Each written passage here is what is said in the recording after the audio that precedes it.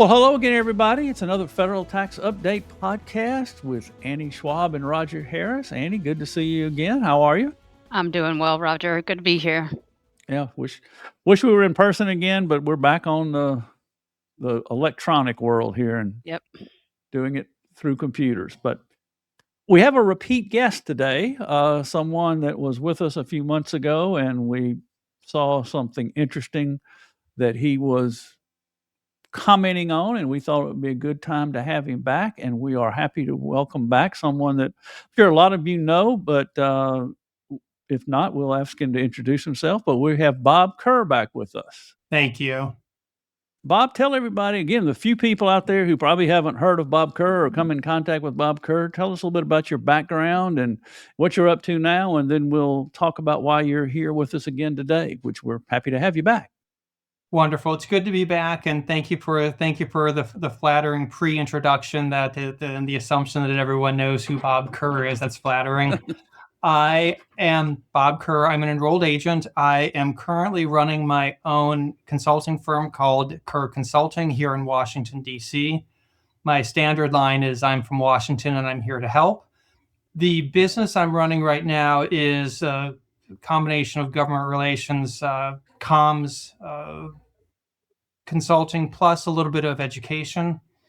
Before this, I was head of office for the National Association of Enrolled Agents.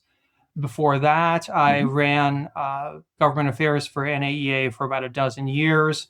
I also spent about a dozen years at IRS in various functions, including technology research. Weirdly, in their AI labs, Roger. I don't know if I ever told you I was in the AI lab. I didn't know that. At IRS many years ago.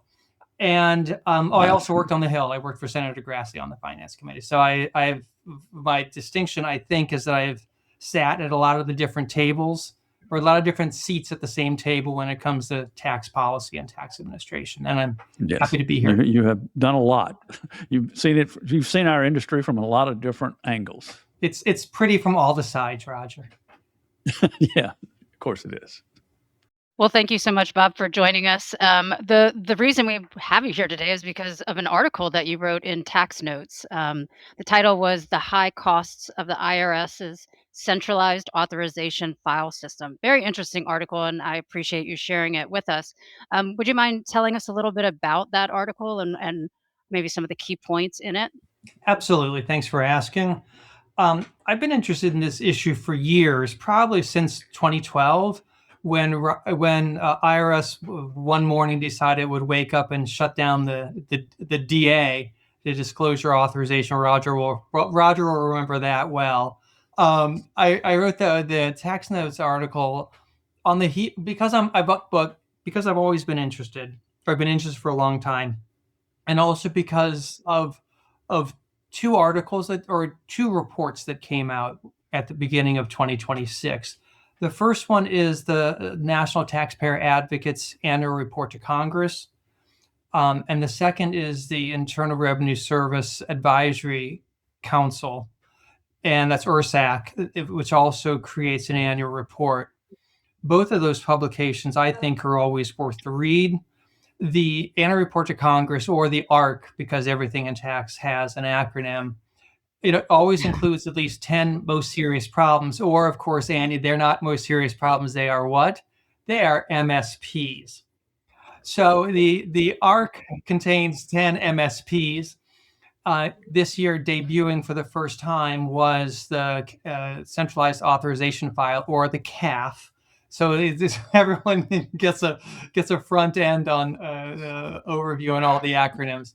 The IRSAC report, and Roger, if I remember correctly, you were on and perhaps chaired that committee a number of years ago. Yes, it's a while back, but I did. It was a great 4 years of my life. I served 4 years and chaired it for 2, and learned a lot of things. And not sure I'd go back and do it again, but it was a great experience. It might have been one of those experiences where you said no problem when you meant to say no way. But anyways, it is in seriousness, it is. Those are the IRSAC. IRS brings in volunteers from all over tax administration, from industry as tax professionals and other interested parties. and they look at IRS functions and make recommendations. So both the annual report to Congress and the ERSAC report concurrently focused on CAF, which I thought was interesting and noteworthy. What I like about these reports, and regardless of the topics that they cover, is that they invariably provide data that's unavailable anywhere else, whether on filing volumes or business processes. Things are just going to be difficult to determine from the IRM or from any of the other public sources of information from IRS. So for those of us out here who are kind of hungry for figuring out what's going on at IRS, it's our one sort of annual chance to get solid information out of an agency that, and I don't think it's unfair to say this, that is generally reluctant to provide such. Right. It's from the outside. It's from the taxpayer advocate is independent, so it's really outsiders looking into the IRS and commenting. Oh, absolutely. Both these reports are outsiders looking in, and again, the reports themselves I think are excellent. They are wide ranging. I pulled this piece again because I'm just interested in the topic. I think it's something that doesn't get nearly enough attention. But walking away from this, folks who are out there listening, I would hope that you're curious enough just to go and Google them, or I don't know, Roger, if you guys post, if you have an appendix here, you can post links. If so, we can post them here on how to get to those reports. All right. Okay. So can you, for our listeners here, can you tell us a little bit more about what CAF is? I mean, I know I said it, Centralized Authorization File System. Yeah. But what does that actually mean? Yeah, I think that's an incredibly fair question, and one of my intense frustrations after decades in this business is when someone defines CAF by saying, "Oh, that's the centralized authorization file," as if that's going to help me, because it doesn't. Yeah, like that tells you anything else. I told you what it meant. No, and in this case, the CAF is, well, I think we have to back up a little bit. We have to talk about what is the function of the CAF, and the function of the CAF is to process two different forms. They are authorization forms. We call them authorization forms broadly, but they come in two flavors. One is a power of attorney or a 2848, and the other is a tax information authorization or a TIA or an 8821. So I call them TIA and POA, or a 2848 and an 8821. IRS processes those two forms. Right. And your listeners who are well aware of these will indulge me the further explanation here, because I want to make sure that everyone's coming along for the ride here. The 8821 or the TIA allows a taxpayer to provide access to his or her transcript information to anyone. I mean, I could walk out my front door here into the middle of Georgetown and start handing them out like candy to any passersby. The power of attorney or POA or 2848 is a much different beast. It is a tool that is used by practitioners, and practitioners is a term of art for enrolled agents, CPAs, and tax attorneys. They have all three of them are enrolled to practice for the agency and have the right to represent taxpayers. In order to stand in the shoes of or represent a taxpayer, you have to hold the power of attorney. Gives you the ability to negotiate or settle on behalf of the taxpayer, because you literally become the taxpayer with Exactly.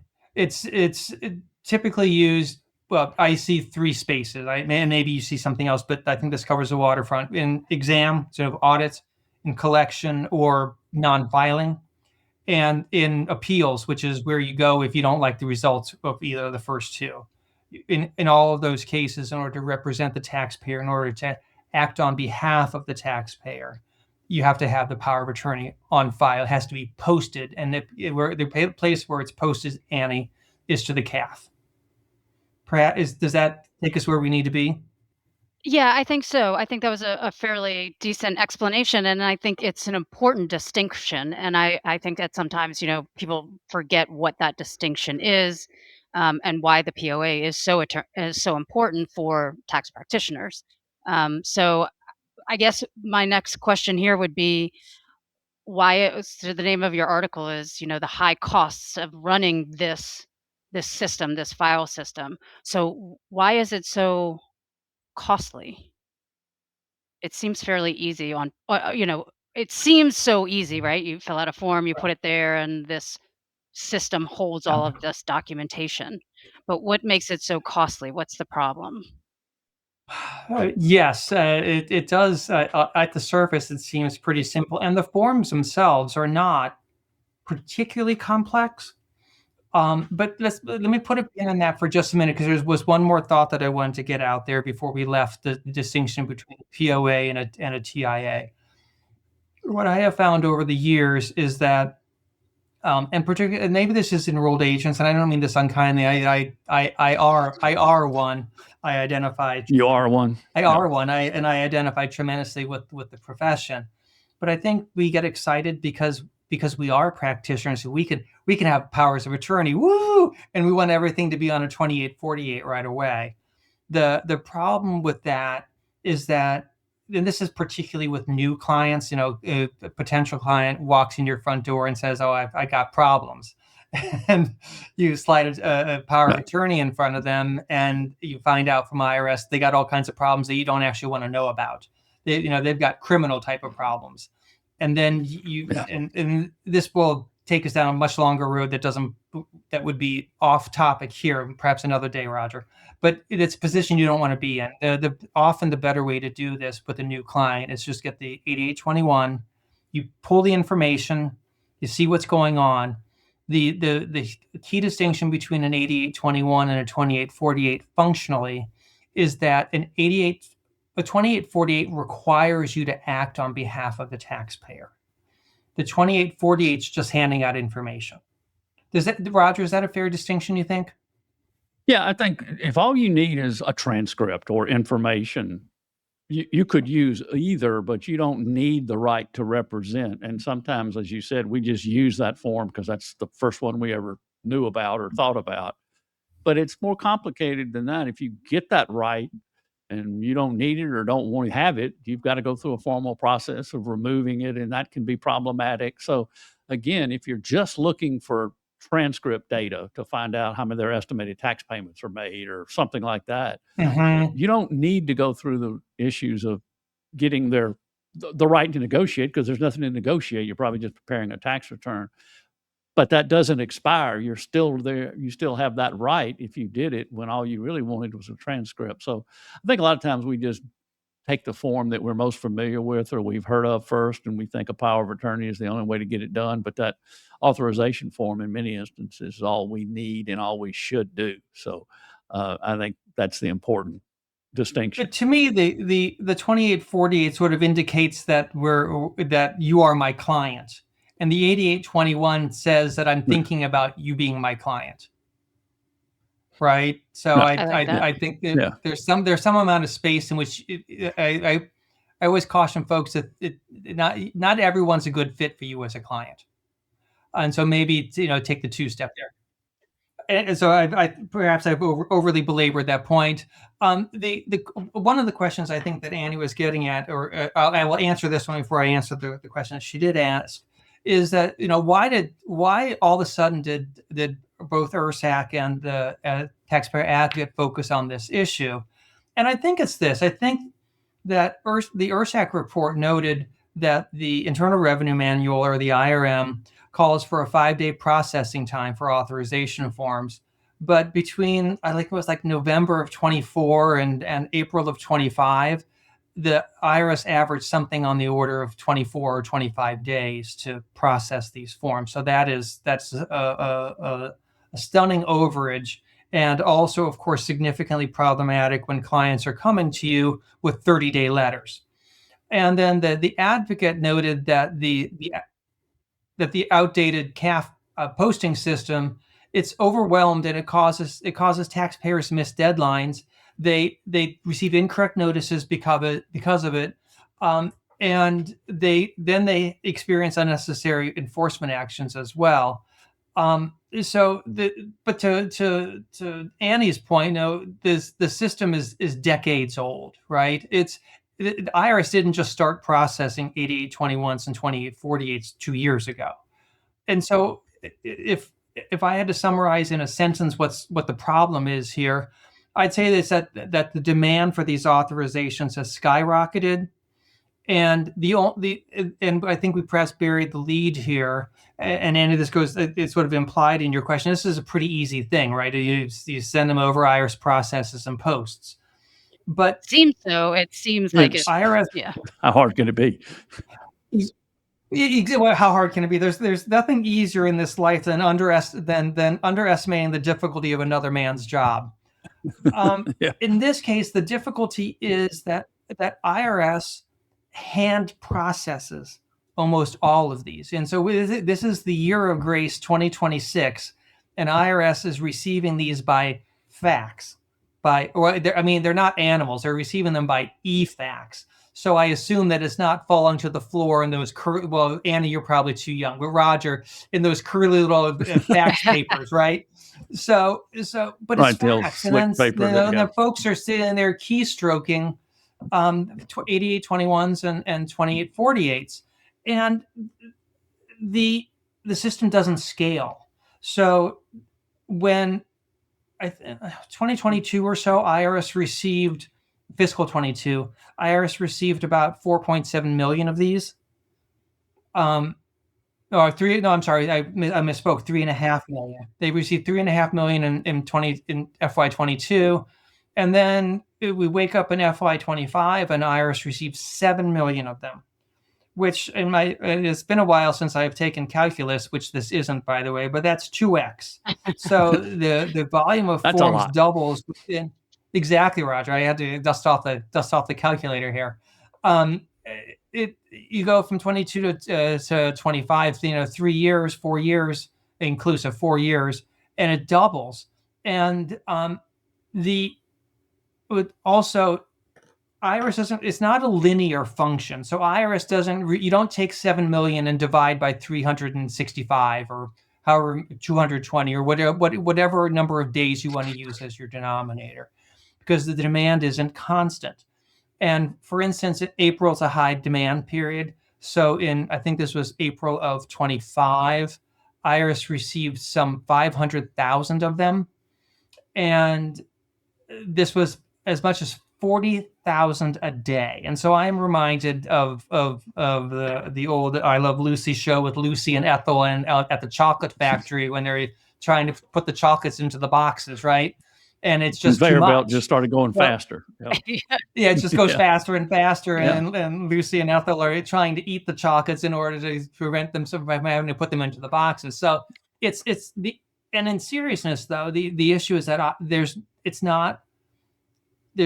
not functionally electronic. And so if the demand doubles, the only response, IRS has 2 responses, one of which is use the same number of people and make it take twice as long, or to double the number of people, because that's the only way you can get there. Yeah, and with that when you're doing it by hand. You're doing it by hand. I don't even know if doubling the people. I mean, I don't know how many people would it take to process 500,000 of any kind of form. I mean, in a month. Well, in a month. Yeah, I'm glad you asked, Roger. The National Taxpayer Advocate, in her report, and this is one of the gems in it, she published the number of hours that IRS devoted to CAF in that fiscal year. And if memory serves, it was 967,000 hours. So I round, talk about it, it's roughly 1 million hours.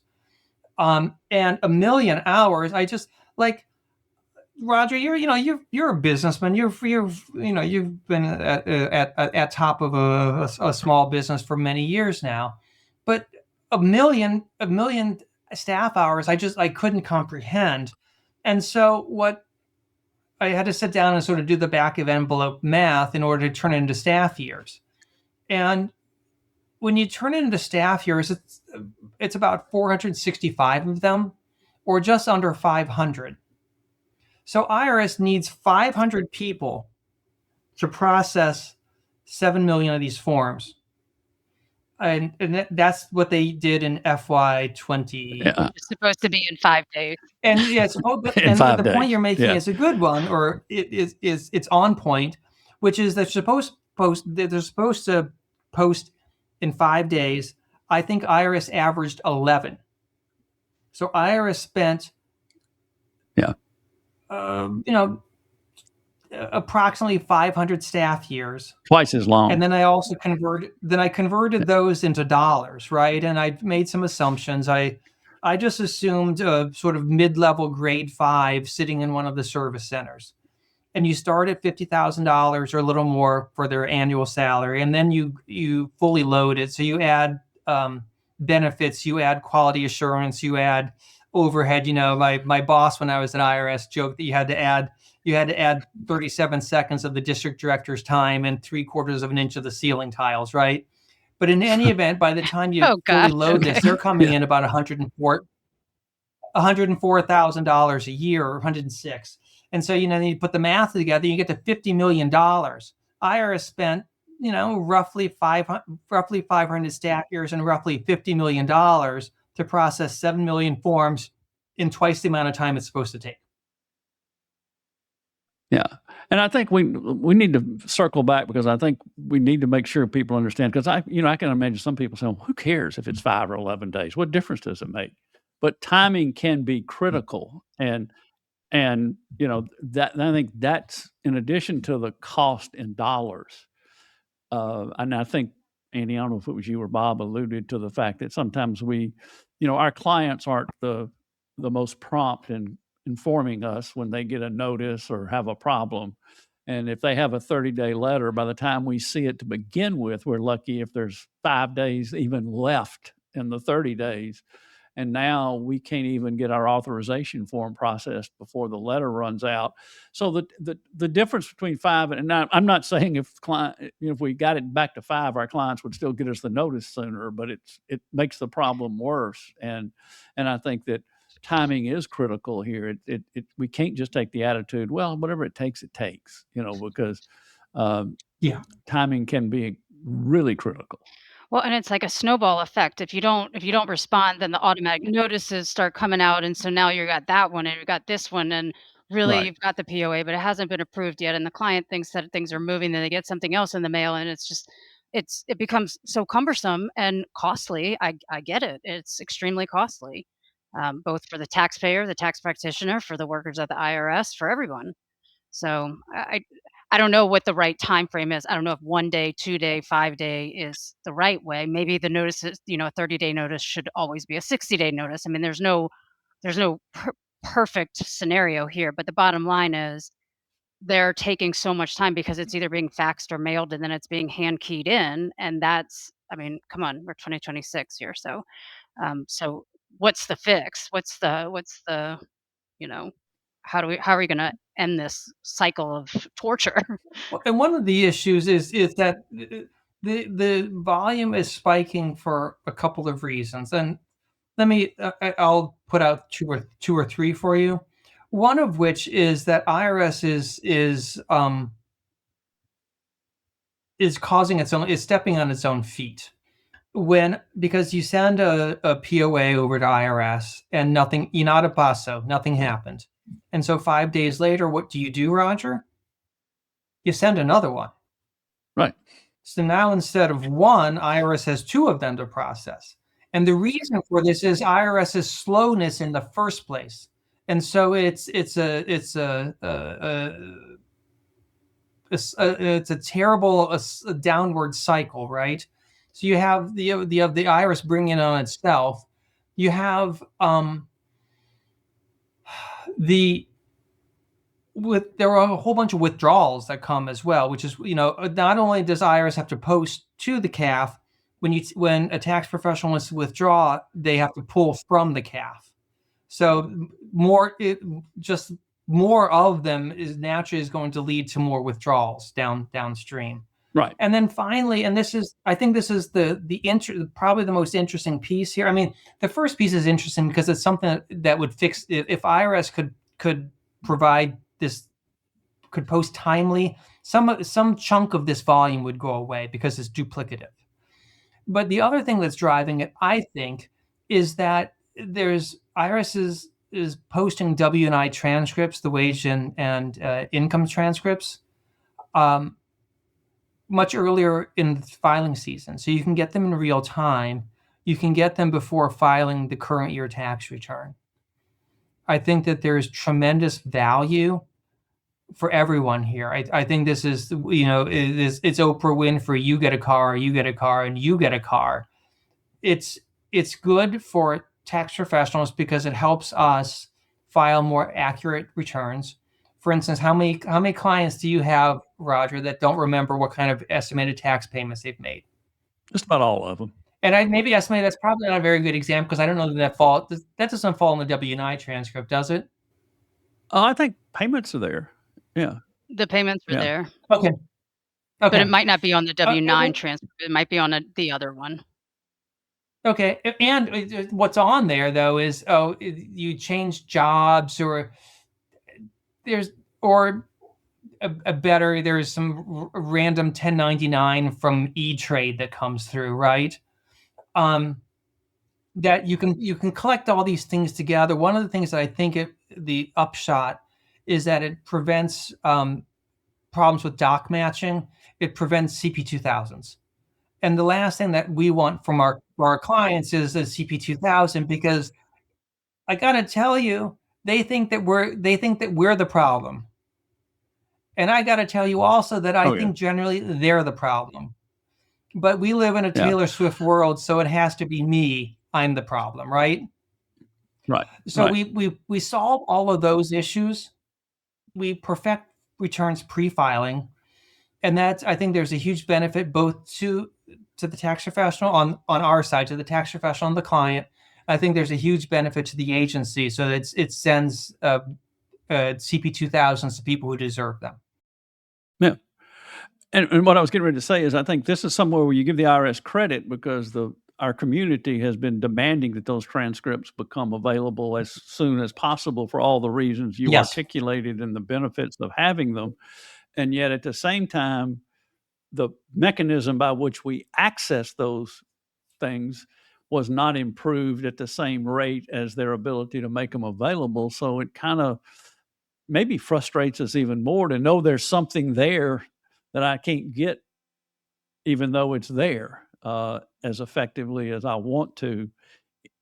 And obviously the benefits of having a transcript. And I think more and more, Annie, you can speak to this from our group. I think more and more people are accessing those transcripts because they're available soon enough to make sure that they do the return properly, or to Bob's earlier point, to make sure that these are clients that I even want to deal with in terms of, if they bring me two out of 13 items that are on a transcript, I got to wonder, how long is this person going to be a good client? So again, I think you give them credit for speeding up the availability of the transcripts, but you got to speed up the process for which I access them. But Annie, what are we seeing in terms of, because I think that again, and that creates more demand and the process isn't any better. So especially with new clients, I think having access to that transcript is important. A lot of times, your repeat clients, it's the similar forms that they get from year to year, unless they change jobs or something. But I think having the earlier access to it, I mean, there's a lot of clients who, you know, I know I had this 1099-R and I don't remember where I put it or this or that. And to call and request some of these duplicates, I mean, a lot of it you can get online in your online account. But if you're waiting on a duplicate of something that you misplaced or you tossed or you missed or whatever, it's very time consuming. And so being able to just log in and grab that information is quite helpful. And especially, in the older communities, the older population where, they're not that familiar, new forms start coming out. Well, I mean, like every year there's a new form that you're supposed to get and hold on to, and they're not familiar with the form. The IP PIN form. How many times has that been, misplaced or they bring you the one from 3 years ago and you're like, well, you get a new one every year. I mean, there's all kinds of different reasons. And so, like I said, the earlier you can have access to that, probably, it'll avoid the matching notices, which will avoid the going back and forth with the IRS, or just having, something keyed in incorrectly or missing one or that kind of thing. You do have to wait for those corrected, the really complex 1099s that have, multiple pages. Those often get corrected, and that will, take a moment for the corrected version to show up there. But I mean, there's not much we can do K1s about that. also. Yeah, and I don't think I've been to a meeting at the IRS recent. Yeah, K1s. But every time I go to a meeting, this topic comes up, So Bob, from your perspective, this extra volume was predictable. We should see it. And yet every time I go to a meeting, the professional community says you got to fix CAF, and the IRS says we're doing the best we can. So from your perspective, where's the disconnect? I mean, is this problem solvable? Is this a money problem, a people problem, a focus problem? How do we fix this? Because I don't. Well, I'm asking you a question. I'm making comments at the same time, but I don't see this problem getting any better in the sense of the volume is going to continue to increase. So, what do we do to make sure that this doesn't just continue to spiral out of control? Or can we do anything? I think that there's a number of things going on here. One of which is that the IRS has for a long time, and I think particularly in recent years, suffered from this. And I'm big on analogies, and so I'd suggest that the tablecloth is always too short on one end, which means that there's too many demands on limited dollars and staff resources within the agency. But Roger, at the same time, that's true everywhere, right? It's not like IRS is somehow special in the sense that it has limited resources. It does have limited resources. I don't believe. Well, I think that the explosion, the whale tail in volume, caught everyone by surprise. Well, certainly caught IRS by surprise, right? So it was fine, and it could kind of manage at 3 million or so, 3.5 million. And then overnight, or within a couple of years, we're from 3.5 to 7 million. And that's just a different game. So A. B, it's I think it's a business process problem. Let's think about this. The CAF exists, and I'm assuming, I don't know, I assume it started in the 60s when a handful of lawyers were sending over powers of attorney, and so you had a couple people that probably hand transcribed into to a list, right? And then this is where we are today, is just the evolution of that process. But the process doesn't really make sense anymore. It makes sense at a volume of 700. It doesn't make sense at a volume of 7 million. So I think this is a case of you boil the frog slowly. What I find comforting to hear is that this becomes an issue with some frequency among industry, among tax professional partners talking to IRS, because I am a believer that the squeaky wheel does get the grease. So I think that there is some hope here, and for what it's worth, I don't think the agency has a choice. I don't know what happens if it's not 7 million but 9.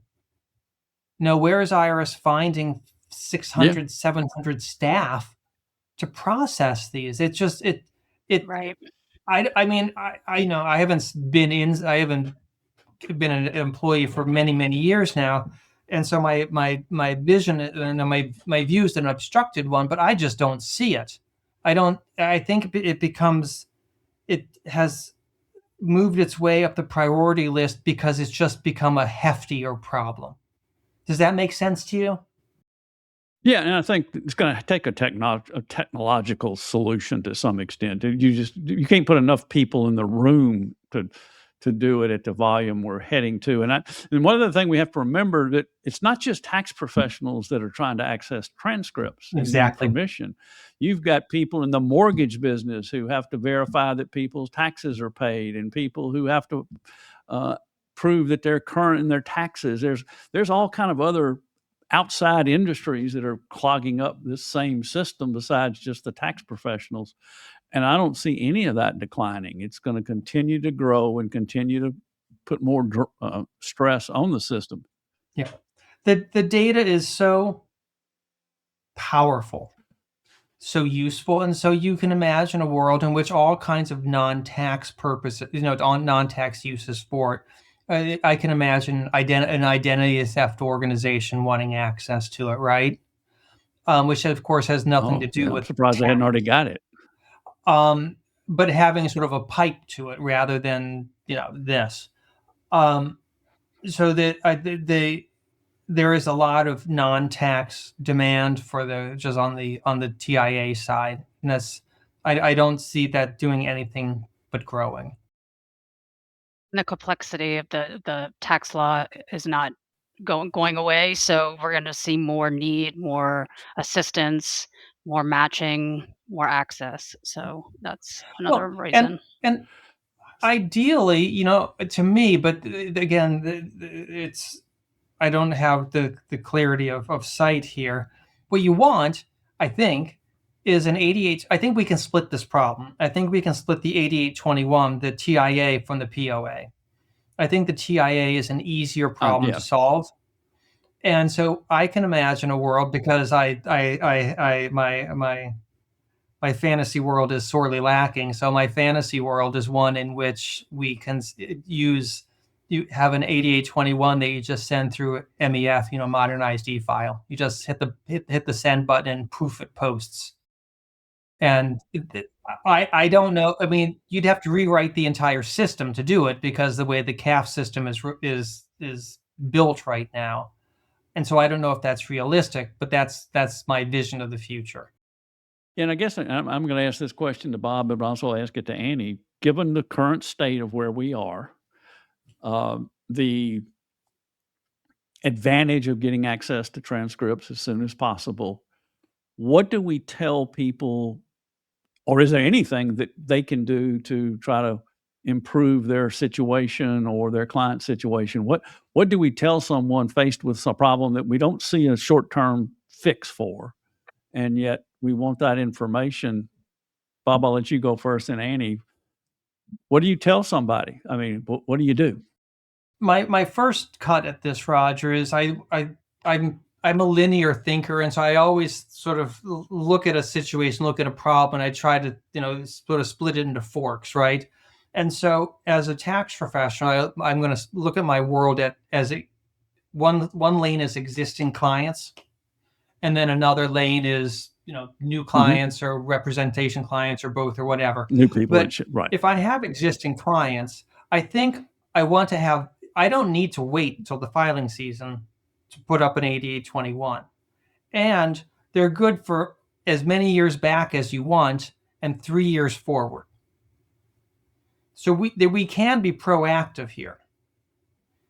I think that's my one useful piece of advice here. So if you want that information, you can make it happen, and it doesn't have, what I mean? It doesn't have to happen every year. You can wrap your arms around some of the cadence on it. So like a blanket, get this from everybody, make sure you have one on file that's current, and that way, there's not this rush of trying to get these things processed. Right. I mean, Annie, you could do every October, you take 1/3 of your clients and you run them through, because it's good for 3 years. Yeah. And I mean, I don't know that works. This is just me sort of staring at the ceiling tiles. No. I think, Annie, what you got? I mean, mine is, I've always been a huge proponent of, you have to train your clients, you have to educate your clients. Yep. You're not certain what came through the mail. You're not sure if I need it or not. Put it in a pile, get it to me ASAP. Use a portal or whatever technology you have for your clients to get information. When in doubt, send it to me. Let me see what it is. Collect this stuff, open the mail, you Yeah. know, Actually, do what you actually do, because the training the clients to be, on time, bringing you the information, contacting you with a notice, any kind of information that you get in the mail, even if you're not sure what you're supposed to do with it, don't let it sit there because time is of the essence. And so, I've Yeah. always said training your clients is important. Yeah. And I think, like anything we talk about in terms of efficiency in an office, requires a system. So you need to figure out what is the system that's going to work best for you to incorporate Bob's suggestion of getting these authorization forms well in advance of a filing season. So by the time they come in with their data and the transcript's available, all you have to do is access it. You don't need to go through this delayed process of getting approval. So what's your system for doing that? Do you, to your point, in October, is it part of your organizer package? And this isn't something that you as the owner have to do. This can be delegated, and tracking and keeping up with it. The new clients, I think, and these people would notice, is, to me, it's about managing expectations, which I think there's a lot of things in life that are important if we manage the expectations. But our clients, to your point, Annie, have to understand that this is the way the system is working. And you can't come to me today with something that requires a transcript and expect me to have it in the next 5 days or 4 days. There is a certain amount of expectation that has to be created. So you do open these notices and furnish them to us. You do get to things to me earlier, because we just don't have the ability to change the system right now. I agree with you, Roger. I think that's a fair point. And although we can be hopeful that changes are coming and these reports are coming out and identifying the problems, encouraging people to act swiftly, nothing moves fast, No. at the IRS. It'll be years before, this all goes paperless, in my opinion. But, staying involved in the know, and some of these articles, like, these are great. I mean, the more pressure we put, the more we acknowledge the difficulties in this and the heartache that it's causing and the waste of time and money and people and all the things.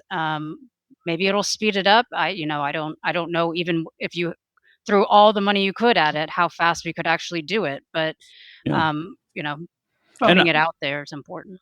I don't know where the priority at the service is. I mean, obviously, their first goal during a filing season is to get refunds out as quickly Sure. as possible.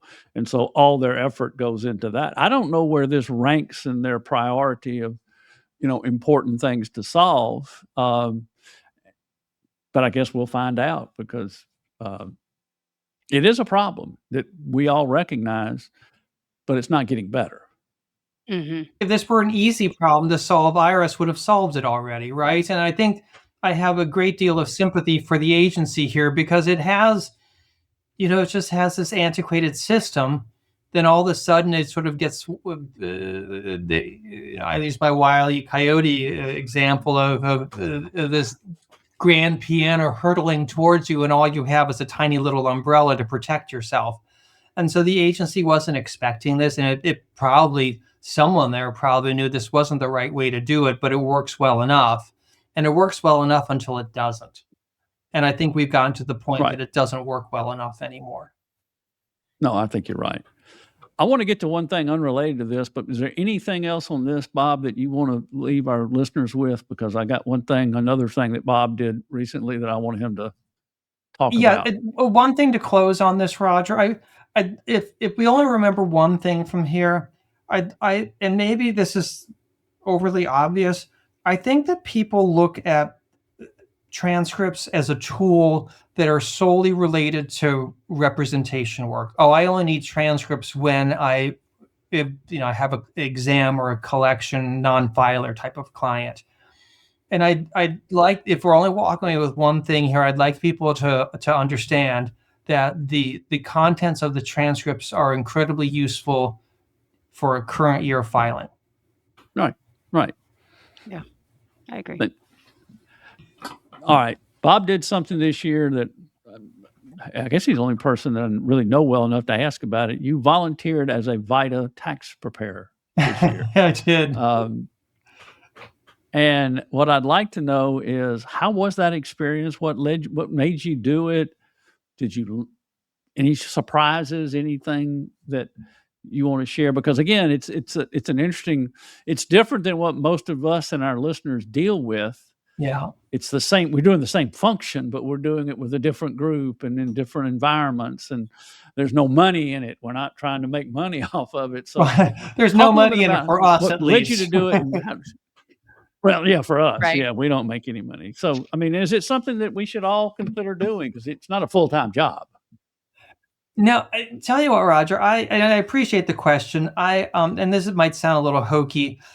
This industry that you and I have chosen, in fact, all three of us have chosen, and we've spent I don't know about Annie, but I believe that you and I have spent our entire careers in this space. It's been very good to me, and I wanted to find a way to give back, and this is the obvious way to do it. The other piece of it is that it's a way to give back not only to this profession, but also to your local community. You're helping folks who have, in general, fairly simple returns that they can't do themselves, or they are. I would say they can't. They simply don't have the ability to do it themselves. And I'm not speaking disparagingly of the clients. It's just where they are. Right. And so you're able to provide a great deal of assistance, make a difference. The clients were, in some ways, they were largely what I thought they would be. Lower income, probably almost entirely under $35,000. And again, let me provide context. This is Washington, D.C., and it's a very expensive place to live. So lower income folks who qualified for credits of one sort or another. And it was also, I heard a lot of things theoretically about how complicated these returns can be, because it's in part it's because the tax law is complicated. In part it's because some people live complicated lives. And to be able to help people sort of grind through that and come out the other side with whatever credits they're entitled to, I found it quite rewarding. So you gonna do it again? If they'll have me back, yes. Yes, yes. I'm sorry, that's not a great answer. Yes, I plan to do it again. Yeah, no, it's just an interesting perspective, and you can imagine.